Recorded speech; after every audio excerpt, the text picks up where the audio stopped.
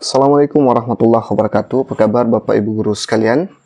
Pada video kali ini kita akan membahas mengenai beberapa hal yang perlu diperhatikan dalam membuat video ukin ya. Video ukin itu sebenarnya susah-susah gampang. Yang pertama, gampang karena itu terkait dengan pekerjaan kita tiap hari ya. Yang susahnya itu adalah bagaimana menyeting video, karena tidak semua teman-teman terbiasa untuk membuat video pembelajaran.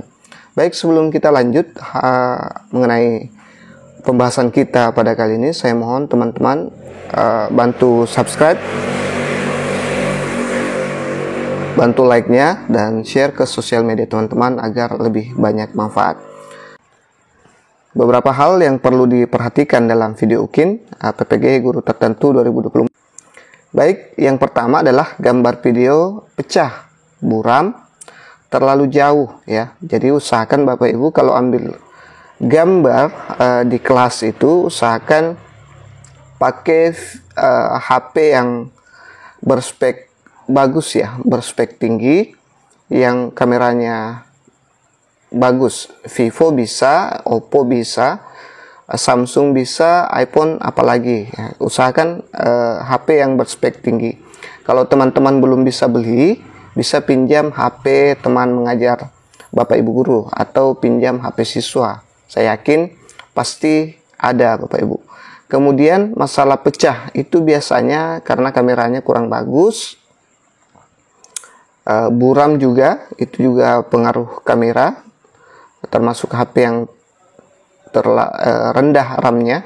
Usahakan yang tinggi Bapak Ibu. Kalau HP Bapak Ibu pas-pasan, usahakan pakai perekam video yang bagus. Saran saya pakai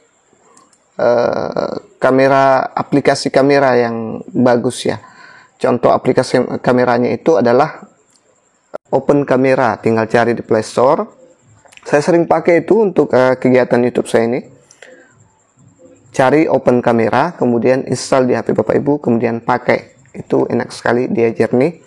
Tapi itu saya bilang tadi, standar itu minimal 128 GB untuk memorinya. Baik, kita lanjut ke pembahasan berikutnya. Yang terlalu jauh, jangan mengambil video terlalu jauh ya. Usahakan perkirakan video Bapak Ibu Guru yang ada di kelas itu, perkirakan jaraknya. Jadi jangan hanya fokus ke semua latar.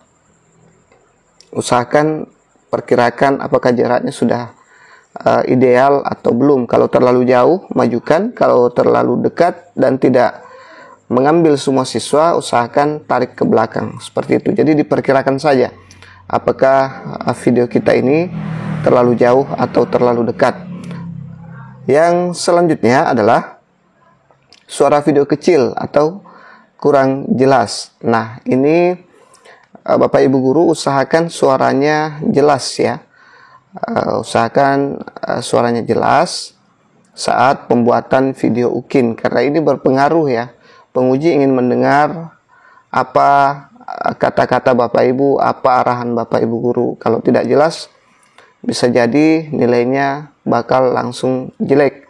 Sama juga kalau buram, tidak jelas, itu penguji langsung malas melihat video kita. Makanya usahakan jelas, suaranya bagus.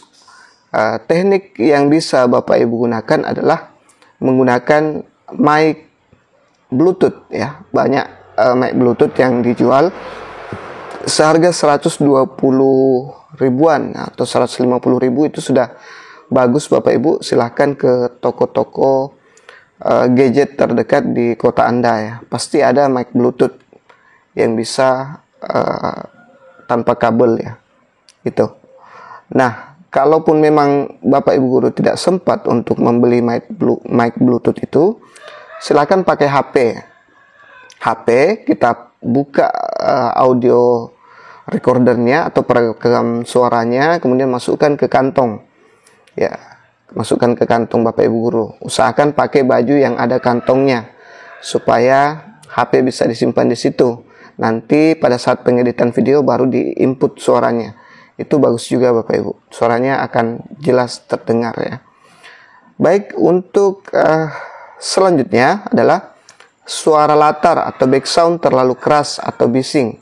Background itu bukan berarti bukan hanya kita masukkan musik background ya, supaya videonya menarik, tapi juga terkait dengan kebisingan-kebisingan yang ada di sekitar kita. Misalnya ada yang sedang memotong kayu menggunakan gergaji mesin, itu sangat mengganggu ya.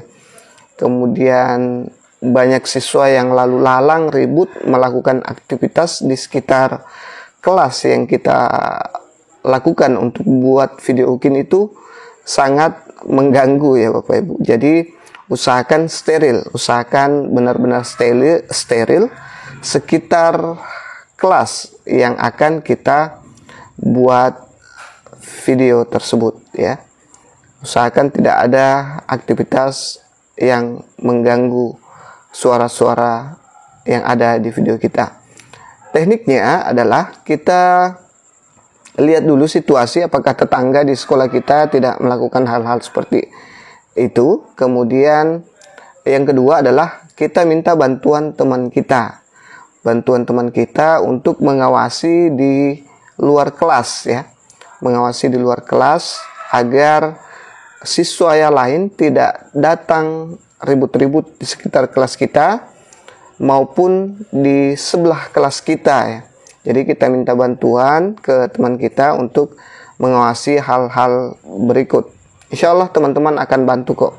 Itu mereka akan ikhlas membantu.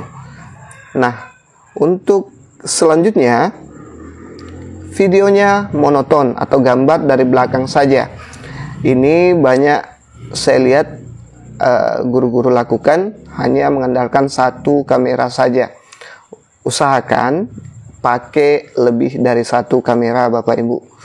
Jadi monoton itu hanya dari belakang saja, yang kita lihat hanya punggung siswa terus, guru di depan terus, tidak ada dari samping, tidak ada dari depan, hanya monoton dari belakang. Itu juga membosankan ya. Itu sangat membosankan. Usahakan minimal pakai 2 kamera. Jadi satu standby di belakang, satu yang jalan. Kalau orang jago ngedit, insya Allah itu akan mulus, akan halus hasilnya, akan bagus hasilnya Bapak Ibu Guru. Untuk ngeditnya, Bapak Ibu Guru cari orang-orang yang kompeten untuk mengedit. Jangan pusing pikiran gimana ya editnya, jangan pusing lagi ya. Pikir bagaimana ngeditnya nanti. Saran saya pakai 2 HP, ada yang jalan, ada yang standby tripod di belakang. Yang jalan pakai tripod juga biar tidak goyang ya. Seperti itu, minimal 2 kamera. Kalau perlu 3 kamera lebih bagus lagi Bapak Ibu Guru. Oke, selanjutnya yang perlu kita perhatikan adalah video tidak dilengkapi teks atau keterangan. Nah, saran saya Bapak Ibu Guru seperti yang tadi adalah pakai jasa orang ya, pakai jasa orang yang jago mengedit video, memasukkan teks ke dalam video Bapak Ibu. Teks apa itu? Teks tentang langkah-langkah pembelajaran yang Bapak Ibu lakukan. Misalnya kegiatan pendahuluan, menyapa peserta didik, menyanyikan lagu Indonesia Raya, kemudian masuk ke inti, guru memberikan rangsangan. Ya, pokoknya setiap kegiatan ada tulisan yang muncul, tulisan keterangan kegiatan yang sedang dilakukan. Itu sangat bagus. Nah, jangan sampai Bapak Ibu hanya mengirim video tanpa teks keterangan. Hindari itu ya. Selanjutnya, video tidak stabil atau goyang. Nah, ini banyak sekali saya temukan di YouTube mengenai video tidak stabil dan tidak goyang dan bergoyang-goyang ya. Bahkan ada yang sampai sakit kepala melihat videonya, kayak gempa. Nah, itu harus dilakukan atau diedit oleh orang-orang yang sudah berpengalaman. Kalau orang yang tidak berpengalaman itu akan goyang Bapak Ibu. Nah, pengaruh kamera juga. Ada HP, saya tadi tekankan di awal, gunakan HP yang berspek tinggi. HP berspek tinggi, merek apapun itu, biasanya ada video stabilizernya langsung. Jadi setiap dia ambil gambar itu otomatis stabil, tidak goyang-goyang. Beda dengan HP-HP standar, itu kalau kita ambil video sambil berjalan itu akan bergoyang Bapak Ibu. Tapi kalau HP-nya bagus, ada stabilizernya kayak iPhone 15 Pro Max dan sebagainya, sekelasnya itu bagus, dia tidak akan goyang. Dia tidak ada guncangan sama sekali. Nah, hal ini bisa kita akali juga dengan meminjam HP teman guru kita atau siswa kita. Kalaupun Bapak Ibu memang tidak menemukan HP yang sekelas itu, gunakan aplikasi foto. Cari saja di Play Store, foto, aplikasi foto itu bisa menstabilkan video yang goyang. Nah, kalau Bapak Ibu guru mau, silahkan komen tutorial bagaimana caranya menstabilkan video yang goyang dengan aplikasi foto tersebut, Google Foto ya. Selanjutnya, ciri-ciri video yang mendapat nilai besar. Nah, tadi yang perlu kita hindari sekarang adalah ciri-ciri video yang bisa mendapat nilai besar dan dipastikan lulus pada saat UKIN nanti.